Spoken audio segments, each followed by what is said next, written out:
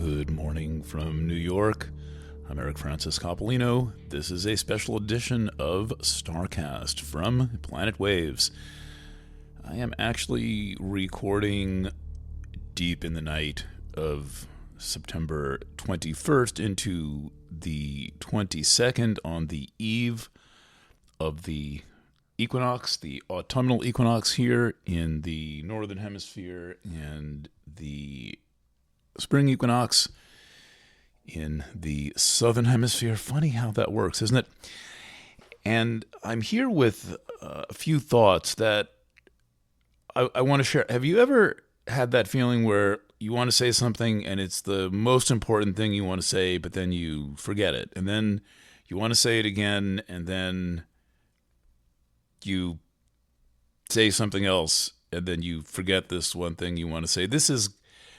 Maybe this is a presenter thing, and I'm sure people do this in conversations. Like, you've got a friend, you want this one thing you want to tell them, and you keep forgetting. Well, there's something like this that I keep forgetting to say, and I was prompted to say it now.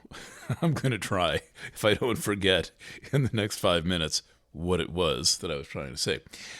By getting a podcast, which I have linked, a somewhat humorously coherent presentation, like a short 20-minute talk on sex and gender by a biologist who's breaking down what these things are from a purely biological standpoint, and then looking at the social factors that are influencing and conditioning this and creating the current situation that we are in.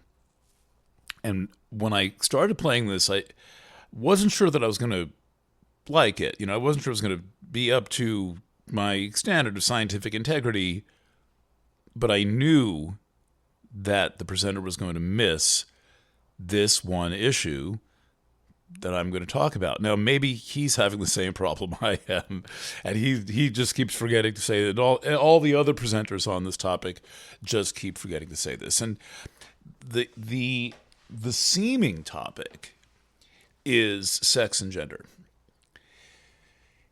And I see a lot of these presentations going by. There is finally some response to this entirely politicized notion of sex and gender that we are living through, that is maddening, I think, that is so counterintuitive and dissociated from biological reality.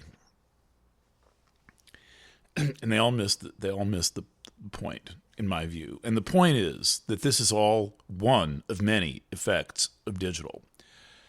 So the presenter talks about the existence of gender dysphoria in generations past and how frequently it occurred and what the symptoms were. And it seems to be something that had, at least for a DSM diagnosis, fairly specific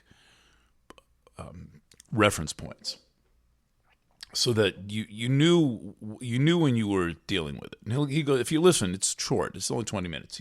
And he's nice to listen to. Sorry for the ads. I don't like that there are ads just jammed right into the middle. And then he says, now there's this new thing, this new different thing that's being called rapid onset gender dysphoria. A whole new thing. And it's associated with all forms of cultural response. And, for example, entertaining the idea that a 9-year-old who hasn't gone through puberty, who hasn't gone through any of the experiences that he or she would have in the body with the set of biological kind of imperatives and also the social dance that would come with that, can decide that they were born into the wrong body, and therefore at that age, pre-puberty, they insist.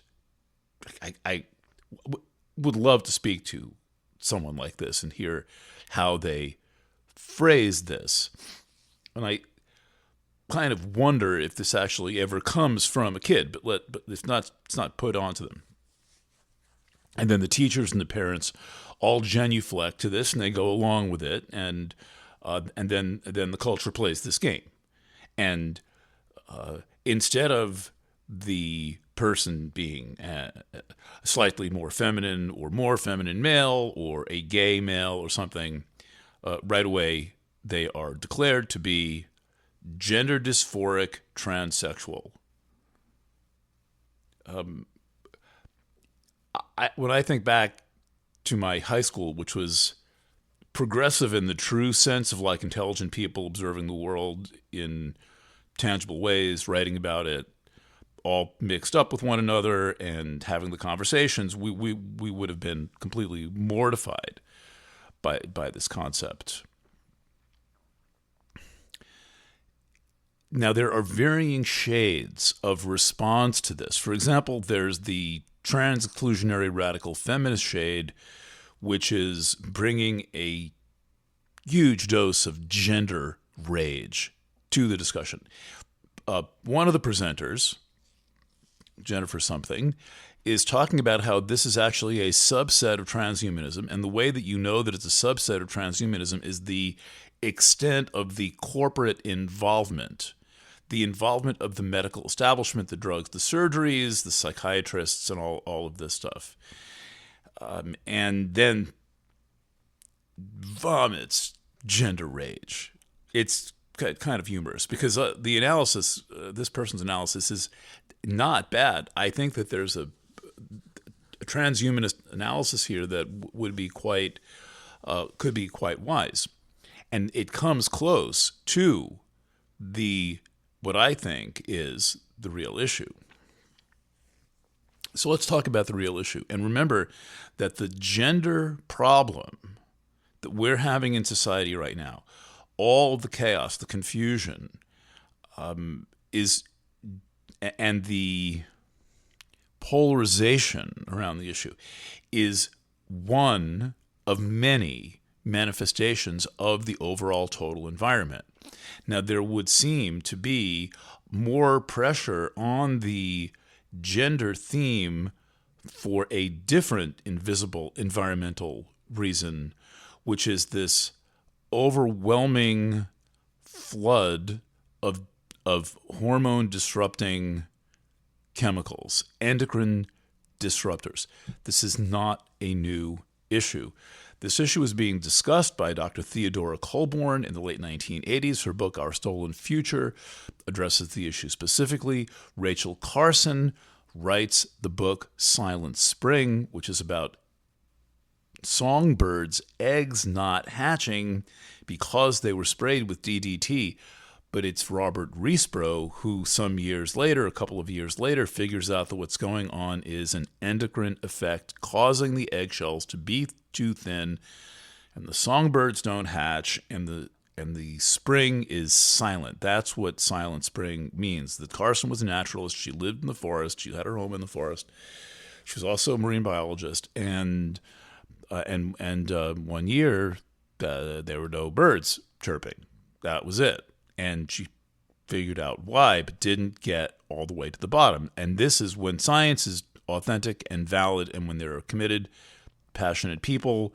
And I'm not buying all the shit talk on Rachel Carson. I think she did her best, and I think she was well established as a scientist before Silent Spring, and her position was consistent with her developing ideas over the years. And then Riesbrough, totally legit guy, who the chemical companies fucking hated, spied on him and somehow got copies of his appointment books and all this stuff. It's some real nasty corporate espionage going on with Riesbrough. I wish I'd met him. Okay, so this gender thing it's got extra pressure on it because the endocrine disruptors are affecting how people feel about being in bodies. And then the sexual dimension of feeling is innate in who we are. It's inherent in who we are, and we can't be buying into this propaganda that if you think someone is sexy, you're sexist. It's completely absurd. And itself dehumanizing. But there's extra pressure coming from another facet of the invisible environment, and that is endocrine disruptors, which are causing things like the sex of fish, the actual sex, the biological sex of fish to change sexes. I wrote about this in The Ecologist like in 2010 or something like this. All right. So that said, the extra pressure on the endocrine environment is added to a problem that Marshall McLuhan, who I love to quote because he is the Leatherman tool, the tool with like 20 tools that you can keep in your pocket or your glove compartment, and you have everything you need, scissors and hex keys and wrenches and things like this. The ultimate Swiss Army knife of philosophy is the work of Marshall McLuhan, I think, because he's handling media questions. And he's talking about this in the 60s and the 70s. He says, what people are not saying, he's saying that, then, or now, is that when you enter electrical space, you don't bring your body. And therefore, in fact, you're neither male nor female. Now, my speech patterns, I'm more or less male. I sound like a man. I've got a deep voice and all this stuff. And I admit to liking things that a lot of guys like and so forth. But I'm not male or female in the space where you're receiving me, because I'm not bringing my body to you. On my side, I'm sitting here in my chair in my hotel room. I know what I am, but that's not what lands in digital space. And when you project yourself into digital space on Zoom calls or anything else, maybe you produce audios or videos or you write, you're again not bringing your gender. And this is all a sex or gender. And gender translates a little bit more, but the physical body sex part is completely disembodied. And my voice is moving at like 3.7 gigahertz on a somewhat old laptop and being transmitted at the speed of light from the server to your earbuds, your room, your car stereo. It's fucking crazy. This is completely disembodied. But the effects of the environment that dominates consciousness then percolate back into the physical world. And the concepts of ourselves that we develop in the media environment, the medium part of the medium is the message, is the environment that surrounds us. The environment of services and disservices, as McLuhan put it, dominates reality. It comes back to us in redefining how we feel and how we behave in biological, physical space. Now, for a long time, people have been whining about the problem of giving little kids devices. And let's assume that makes a difference, that the environment is not so overwhelming that even if if you could have a cohort of 1,000 children who didn't have exposure to the devices and see what happened, which no one will ever do, would they be different? I don't know. But the kids are running around with phones from a very young age. They're on iPads, but before they can talk, they're pushing the screen and stuff. It's crazy. So they're totally exposed to the environment while their brains are forming. And the content is not the issue. The issue is the actual environment of the devices. Today, I did a long and excellent interview with these two folks, Roman and Bodana. They go by the handle The Power Couple on Substack and various other media.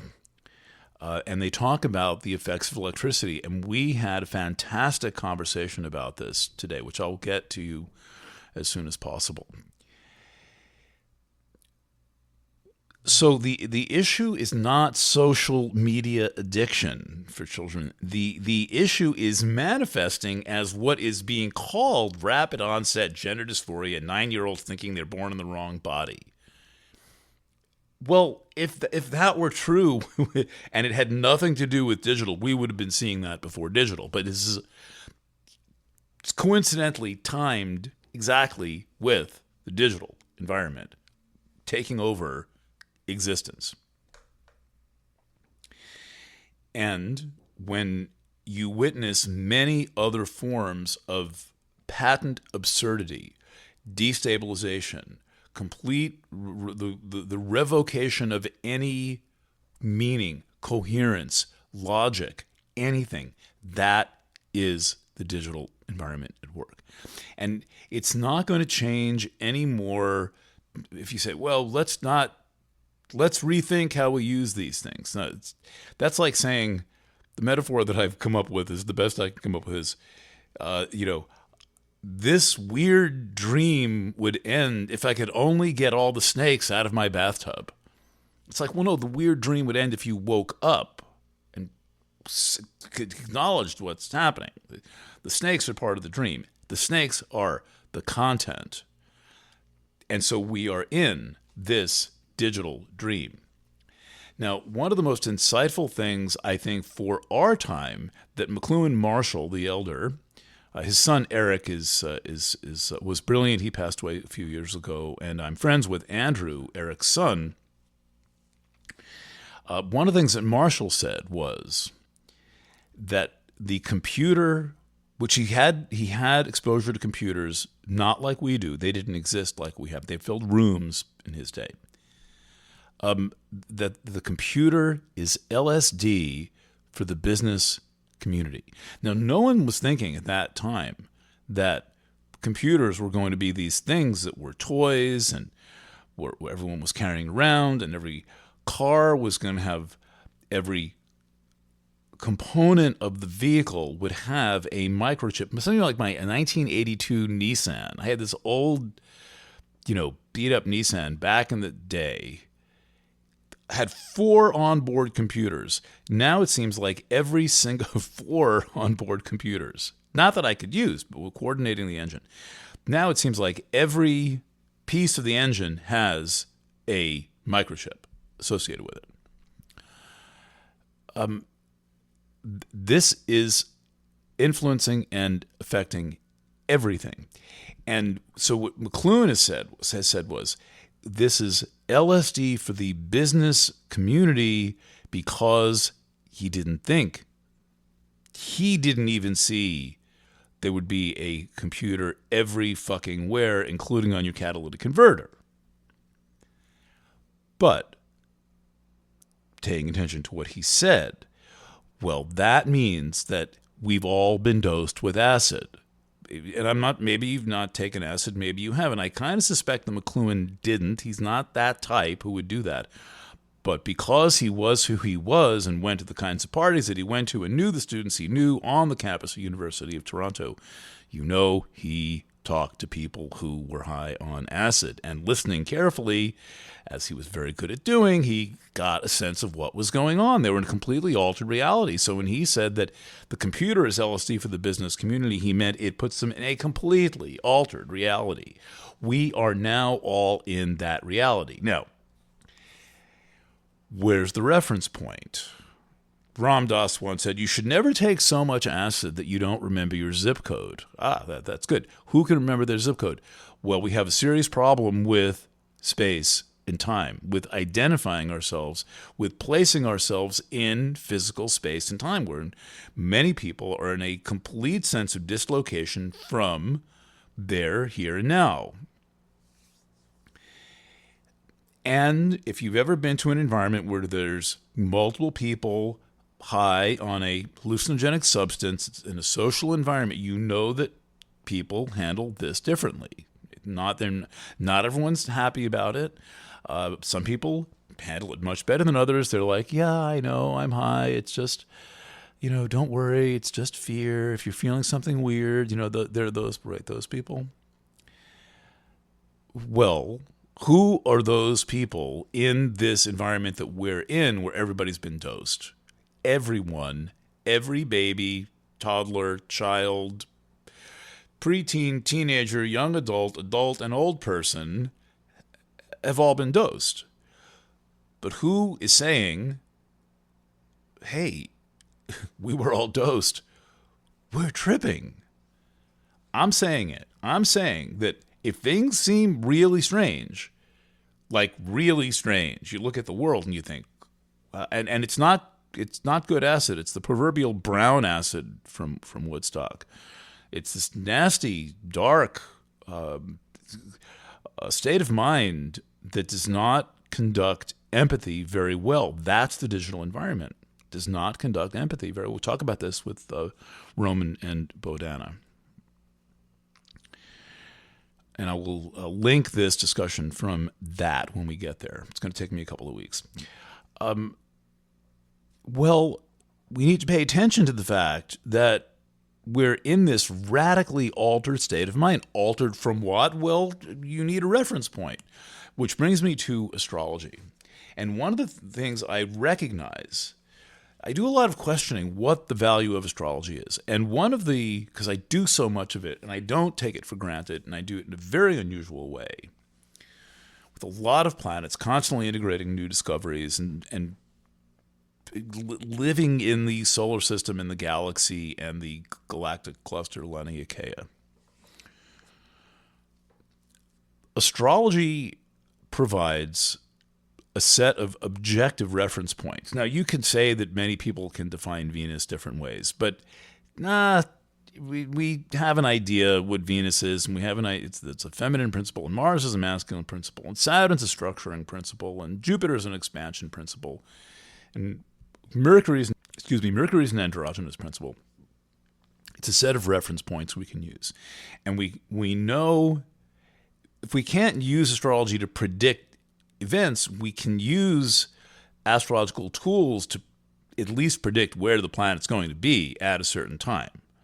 Like I can tell you that from where I'm sitting, where I am in my time zone, 8:44 a.m. Eastern Daylight Time, the sun will go into Libra. Right now, the moon is about to form a conjunction to Uranus.